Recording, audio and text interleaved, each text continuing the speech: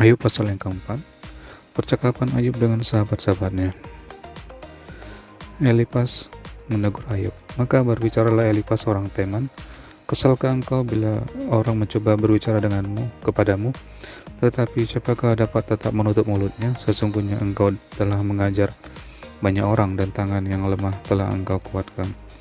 Orang yang jatuh telah dibangunkan oleh kata-katamu, dan lutut yang lemas telah kau kokohkan. Tetapi sekarang dirimu yang tertimpa dan engkau kesal, dirimu terkena dan engkau terkejut. Bukankah takutmu akan Allah yang menjadi sandaranmu, dan kesalehan hidupmu menjadi pengharapanmu?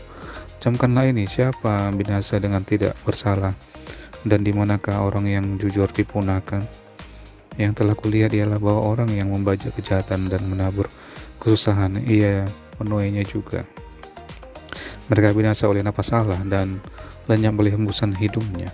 Singa mengaum, singa meraung, patahlah gigi singa-singa muda. Singa binasa karena kekurangan mangsa, dan anak-anak singa betina bercerai-berai. Suatu perkataan telah disampaikan kepadaku dengan diam-diam, dan telingaku menangkap bisikannya. Waktu bermundung oleh sebab khayal malam, ketika tidur nyenyak menghinggapi orang. Aku terkejut dan gentar sehingga tulang-tulangku gemetar. Suatu roh melewati aku, tegaklah bulu romaku. Ia berhenti, tetapi rupanya tidak dapat ku kenal. Suatu sosok ada di depan mataku, suara berbisik-bisik ku dengar. Mungkinkah seorang manusia benar di hadapan Allah? Mungkinkah seorang tahir di hadapan penciptanya? Sesungguhnya hamba-hambanya tidak dipercayainya, malaikat-malaikatnya pun didapatinya tersesat. Lebih-lebih lagi mereka yang diam dalam pondok tanah liat, yang dasarnya dalam debu, yang mati terpijat seperti gegap di antara pagi dan petang. Mereka dihancurkan, dan tanpa dihiraukan mereka binasa untuk selama-lamanya. Bukankah kemah mereka dicabut? Mereka mati tetapi tanpa hikmat. Ayub pasal 5. Berserulah, adakah orang yang menjawab engkau? Dan kepada siapa di antara orang-orang yang kudus engkau akan berpaling? Sesungguhnya orang bodoh dibunuh oleh sakit hati, dan orang bebal dimatikan oleh iri hati. Aku sendiri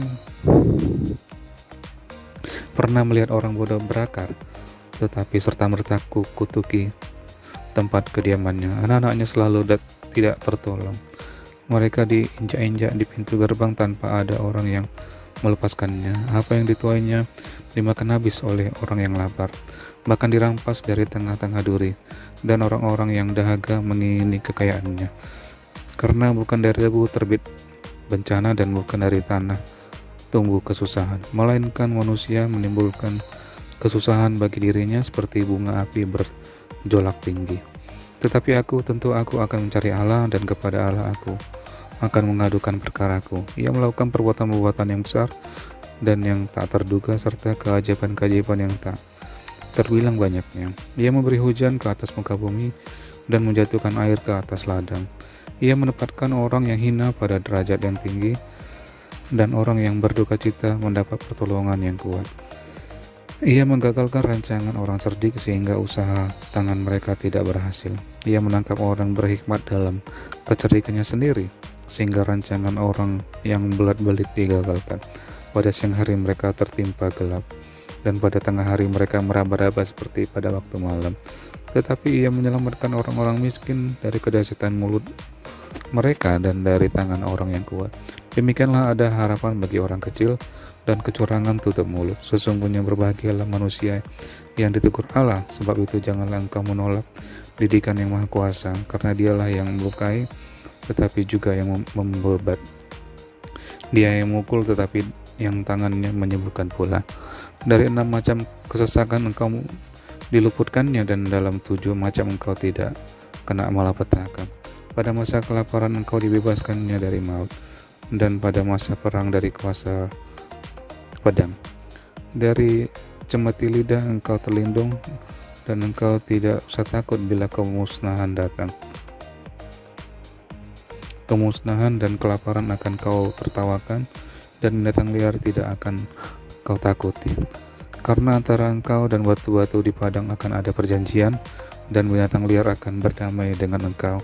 Engkau akan mengalami bahwa kemahmu aman, Dan apabila engkau memeriksa tempat kediamanmu, engkau tidak akan kehilangan apa-apa. Engkau akan mengalami bahwa keturunanmu menjadi banyak dan bahwa anak cucumu seperti rumput di tanah.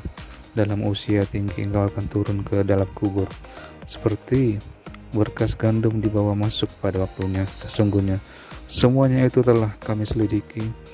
Memang demikianlah adanya. Dengarkanlah dan camkanlah itu.